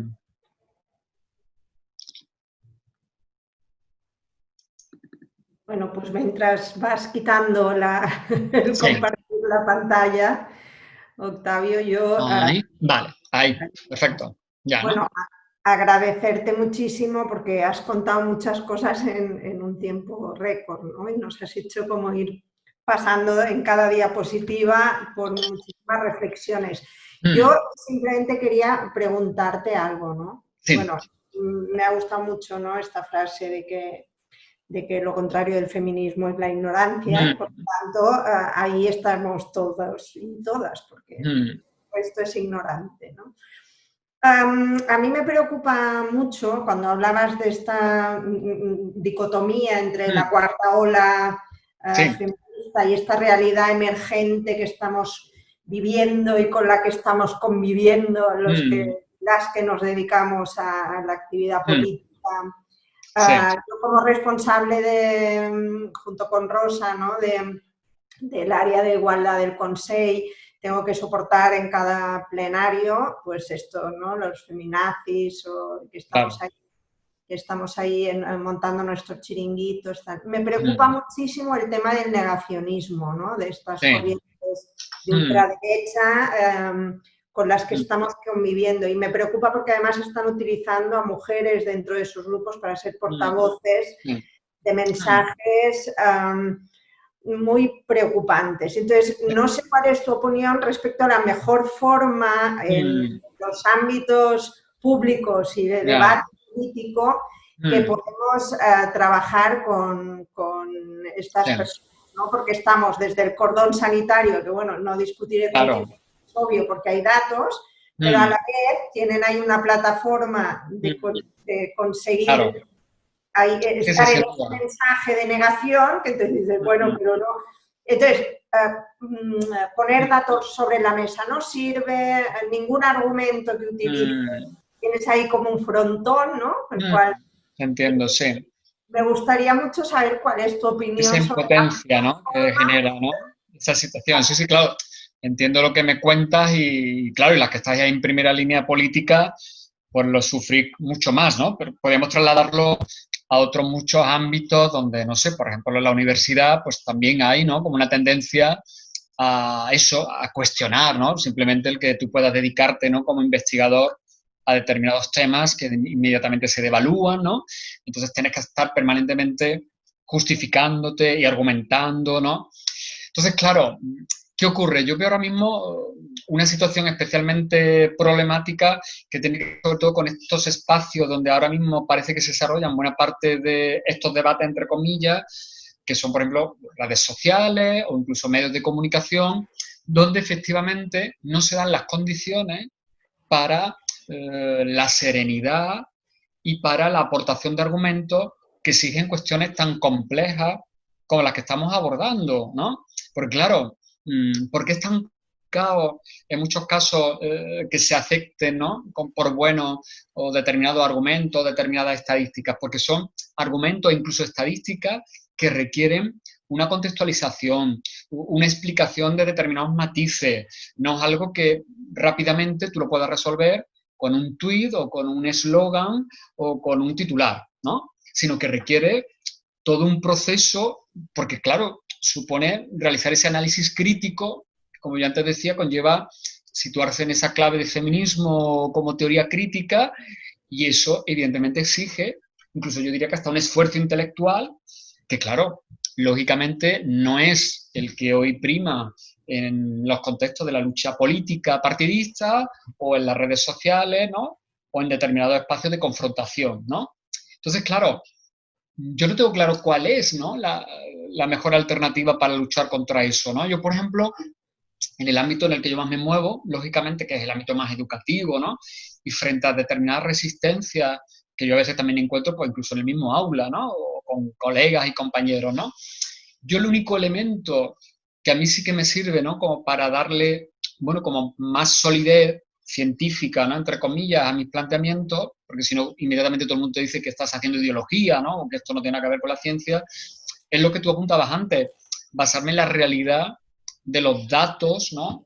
De los datos objetivos, ¿no? Yo antes no utilizaba nunca, no sé, estadísticas, ¿no? Y yo cada vez más, cuando incluso me llaman para hablar de determinados temas o en mis propias clases, echo mano siempre, ¿no? De esos datos absolutamente objetivos y fríos, ¿no? Que nos dan una fotografía de la realidad, ¿no? Y frente a los cuales, bueno, luego podremos debatir cómo luchamos contra esa realidad o qué políticas son necesarias, pero esos datos nos demuestran una realidad evidente, ¿no? Cuando hablamos del tema de la violencia, ¿no? Y decimos, bueno, pues es que el 90 y tantos % de los homicidas del mundo son hombres y asesinan hombres y mujeres, muchísimas mujeres, pero también otros hombres. Bueno, pues ahí hay un problema con esa construcción de lo masculino, ¿no? ¿Quiénes están en las cárceles, ¿no? La población reclusa, ¿y por qué tipo de delito? Bueno, pues una mayoría aplastante de hombres y por delitos violentos, claro. Entonces, eso es un dato desde el punto de vista criminológico lo suficientemente relevante como que para que nos planteemos, ¿no? Que casi existe eso que decía antes Javi Rollo, una especie de pandemia a nivel mundial. Pues claro, yo entiendo que sí, ¿eh? Entonces yo creo que hay que a veces llegar a ese nivel, ¿no? Quizás de casi de frialdad, en el sentido, ¿no? De acogerte a esos datos, esos fríos, estadísticos, que son los que ponen en evidencia la realidad de una determinada situación, ¿no? Y creo que es la mejor manera, cuando se discute, por ejemplo, el tema de la violencia de género, ¿no? La confusión entre violencia de género y violencia doméstica. Bueno, pues vayámonos a los datos que nos da el Consejo General del Poder Judicial, ¿no? Yo ayer hacía un curso en la Universidad de Almería sobre violencia y hablábamos de estos datos. Es que si tú cruzas datos de violencia de género y de violencia doméstica, bueno, pues la realidad de ambas situaciones es que los que en ambos casos son mayoritariamente responsables son hombres. Son hombres. Es decir, que incluso la violencia doméstica, que es la que se ejerce en el entorno familiar y no ya no es en relación a la mujer, pues es que la mayor parte de los condenados son hombres. Y el porcentaje de mujeres condenadas no llega ni a la mitad. Entonces, ¿ahí hay un problema que tiene que ver con la masculinidad? Pues claro que tiene que ver con la masculinidad. Si analizas, por ejemplo, de qué manera en los procesos que tienen que ver con violencia de género actúan como atenuantes circunstancias como, bueno, pues la embriaguez o el consumo de determinadas sustancias tóxicas como drogas, ¿no? Pues es un porcentaje mínimo. O sea, los estudios del Consejo General del Poder Judicial te dicen que en apenas 8 o 10 sentencias se ha contemplado como una circunstancia atenuante el hecho de que el tío estaba borracho o que estaba drogado. Por lo tanto, el problema de la violencia no es un problema que tiene que ver con la ingesta de bebida ni con la ingesta de drogas, ¿no? Tiene que ver con otra realidad. O basta con analizar algo que es un elemento que a mí criminológicamente me resulta muy interesante, como en un 30% de casos de violencia de género, el asesino se entrega a la policía inmediatamente. Él mismo llama o va a la comisaría y se entrega. En un 30%. Y como en aproximadamente un 20%, aunque esto varía cada año, se suicidan a renglón seguido. O sea, la matan a ella y luego se mata a él. Entonces, ese dato nos pone de manifiesto que aquí estamos ante un tipo de violencia peculiar. Eso no pasa en otro tipo de asesinatos, ¿no? En otro tipo de asesinatos no va, el tío se entrega o llama por teléfono a la comisaría.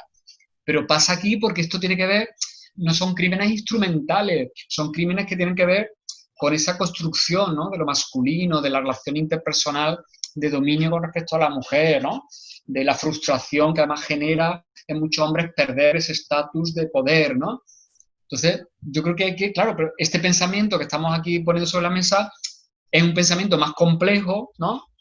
Que decir simplemente, bueno, es que a los hombres también los asesinan. Bueno, claro, sí. Y a la mayor parte de los hombres asesinados los asesinan otros hombres, claro.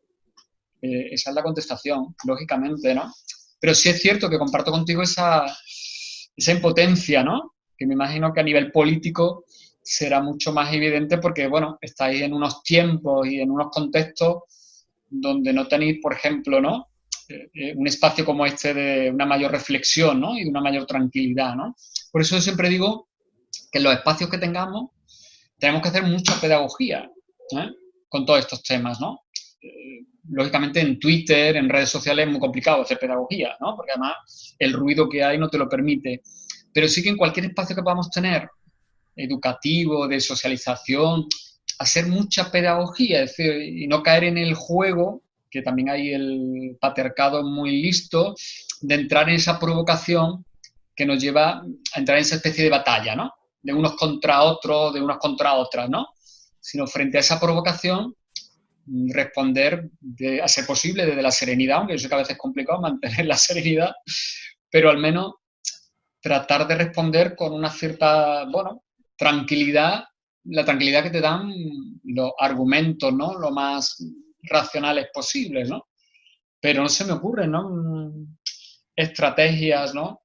A desarrollar en ese ámbito que tú me dices, ¿no? Porque, no sé, creo que estamos en un momento complicado, ¿no? Para desmontar, ¿no? Y creo que también, a ver, yo creo que a veces estamos fallando, y me pongo un poco la carga en los hombres que estamos en estos temas, en cómo construimos un discurso que sea capaz de contrarrestar todo ese discurso facilón del neomachismo, ¿eh? Quizás no nos hemos parado a pensar en cómo, incluso de manera estratégica, tendríamos que lanzar un mensaje, pues, a lo mejor quizás más positivo, más emancipador, ¿no? Que los hombres no entiendan que esto es una especie de eso, de guerra contra ellos. Quizás ahí, en muchas ocasiones, y ya te digo, me pongo yo como primer responsable, ¿no?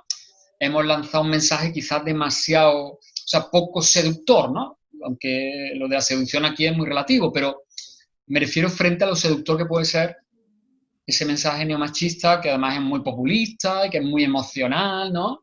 Y que, bueno, es agarrarte a una bandera como te agarras a otra cualquiera, ¿no? Entonces, es una tarea muy facilona, ¿no? Entonces, no sé, tenemos ahí sobre todo esto que dices con la gente joven, ¿no? Que ves sí, cómo están ahí enganchando sí, después de sí, tantos años y de tanto sí, trabajo hecho. Es un mensaje muy seductor al que sí, tenemos poca capacidad, efectivamente, yo estoy muy de acuerdo contigo, en contrarrestar, y creo que ahí sí, tenemos una responsabilidad claro, todos muy, muy.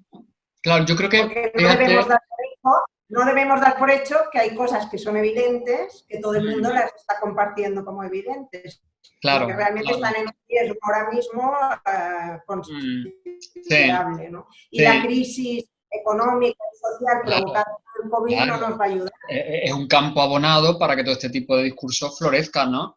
Yo creo que, fíjate, yo creo que algo que deberíamos acometer desde ya es justamente esas políticas coeducativas, pero poniendo muy especialmente el foco en los chicos, ¿no? Que yo creo que eso sí que no. Es decir, yo cuando voy a instituto y demás a dar charlas, tengo a veces la sensación, ¿no?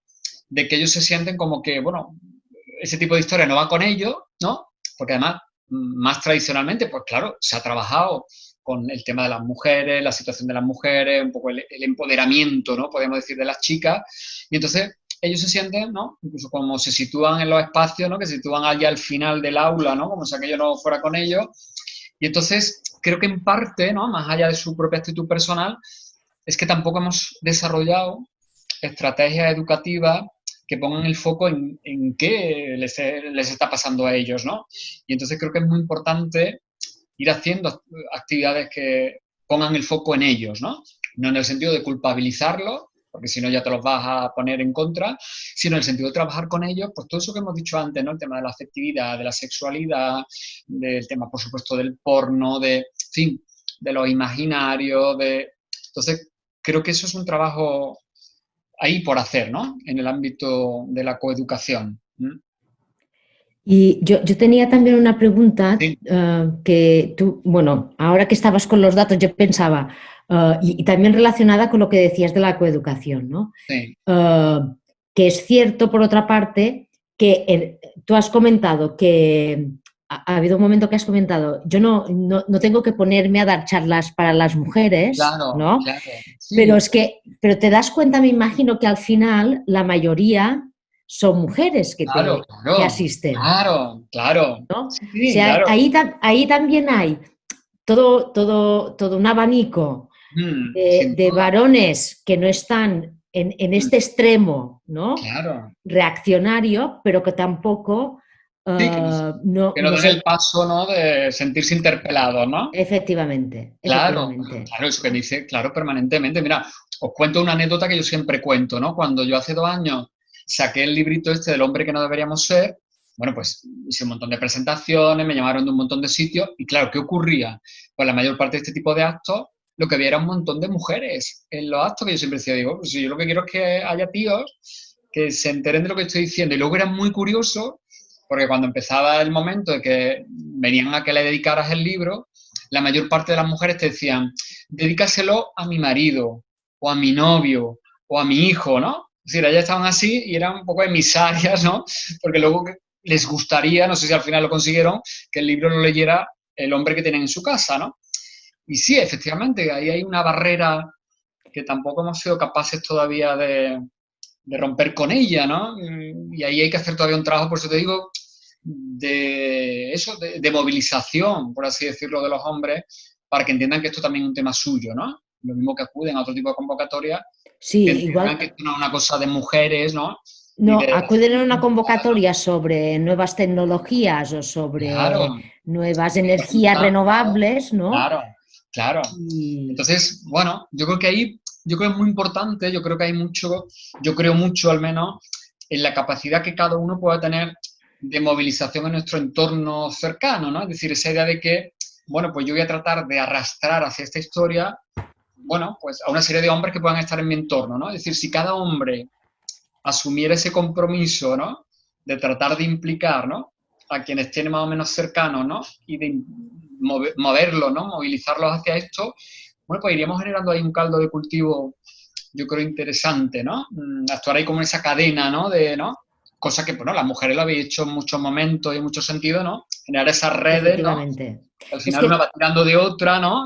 Y, bueno, acompaña a fulanita, oye, que me ha dicho que vaya a esta reunión, que es súper interesante. exacto, Tendremos exacto. tendremos que cambiar el título de las actividades y hay que A lo mejor, claro, dar de una manera un poco claro, capciosa la claro. atención. Luego, todo esto, sin duda, tiene además otro inconveniente que tiene que ver también con esa construcción de lo masculino, que es también, yo creo que la poca capacidad, o por lo menos el poco desarrollo que le hemos dado los hombres a esa capacidad de relacionarnos entre nosotros desde otro tipo de marcos relacionales que no sean, pues eso, la competitividad, el trabajo, el participar en determinadas actividades de ocio, ¿no?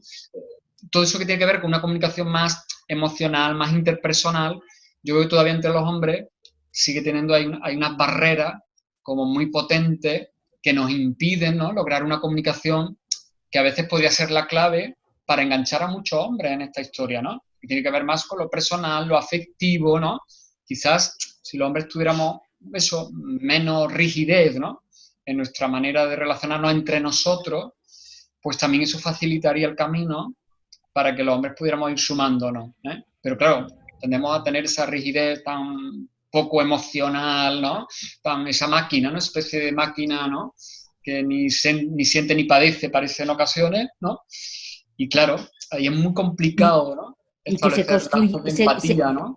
Exacto, y que se construye en la dureza del vestuario, ¿no? De alguna forma. Claro, Más claro, que... ¿no? Claro, ¿no? Esa especie además de máscara, ¿no? Que te pones y ya estás como metido en ese papel y es muy difícil que te salgas de ese papel, ¿no? Porque además parece que como que estás traicionándote, ¿no? A tu rol tradicional, ¿no? Yo creo que muchos hombres, por ejemplo, de los que yo conozco en mi entorno más cercano, que han iniciado estos procesos de cambio, lo han iniciado justamente porque a nivel personal o han vivido momentos, podemos decir, incluso críticos, ¿no? Y yo creo que eso le ha provocado un clip, ¿no? En muchos casos, por ejemplo, ha tenido que ver con la paternidad, ¿no? O ha tenido que ver con una situación de cuidados de personas de su entorno familiar, o con crisis de pareja, o con crisis de su identidad sexual, ¿no? Entonces yo creo que esos procesos, en muchos casos, son los que llevan a hombres a cuestionarse, ¿no? Su rol masculino, ¿no? Pero claro, salvo en esas situaciones críticas, en otros muchos te encuentras como una muralla, ¿no? Porque además todos dan por supuesto que incluso muchos te dicen, no, pero si yo soy un hombre igualitario, ¿no? Y por supuesto estoy a favor del feminismo, tal, yo no tengo nada que hacer aquí, ¿no? Entonces Exacto, cuesta mucho exacto. trabajo enganchar ahí, ¿no? Mm. A ese sector, ¿no? Mm. Bueno, Sí, pues está claro que tenemos un reto ¿no? Duda. importantísimo, que o incorporamos al máximo de hombres a esto o esto no Sí. tiene, ¿no? Entonces, la revolución será con feminismo, pero será entre todos y todas juntos, porque si no, no, Sin duda, no, claro, claro. no Yo tiene siempre digo, solución, ¿no? Es un claro, problema se de trata al todos. final de hacer otro tipo de pacto, ¿no? Entre unos y otras, ¿no? Y claro, el pacto no lo podéis hacer sola vosotras, ¿no? La otra mitad estamos nosotros aquí, entonces, ¿cómo entramos en otras condiciones, ¿no? De ese pacto, ¿no? Entonces, por eso yo siempre digo que esto es una cuestión política, ¿no? Porque tiene que ver con esas condiciones del pacto, ¿no? Y por eso es una gran revolución, claro, porque supone en muchos casos poner patas arriba muchas de las cosas que hemos dado por buenas durante siglos, ¿no? Bueno, Entonces, claro. pues nosotros desde el Consejo hemos empezado con esta celebración, ¿no? Conmemoración del 25 de noviembre, esta nueva línea de trabajo que creo que es imprescindible que hagamos. Y por eso también pues animar mucho a Rosa, que es la responsable final de llevar todo esto adelante, y agradecerte muchísimo tus ideas, compartir con nosotras tu conocimiento y tu visión como hombre de esta realidad hacia un futuro que seguro que tiene que ser mejor. Y por cierto, las ilustraciones de Javier Rollo son Son maravillosas. fantásticas, ¿verdad? Pues Me he apuntado poniendo, ahí el nombre porque voy a buscarlo. sí, está del libro, el libro se llama Homo Machus, lo publicó este año, a principios de este año, y no tiene desperdicio porque, No, claro, me parece de una sencillez, pero van de al una... grano y dan mucho juego, ¿no? Desde el punto de vista eso, educativo incluso, ¿no? Sí, Jugar sí. con esas viñetas porque, bueno, dice mucho más que 1000 palabras, claro. Pues sí, agradecerte el regalo, porque ha sido un Nada, nada. descubrimiento y A un él en todo regalo. caso.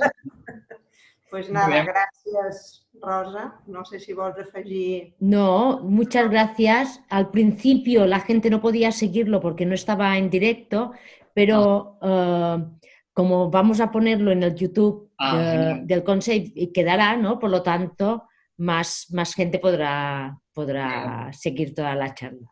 Muchas gracias. Gracias a vosotras. Gracias, hasta pronto. Muy bien. Buenas noches. Adiós. Adiós.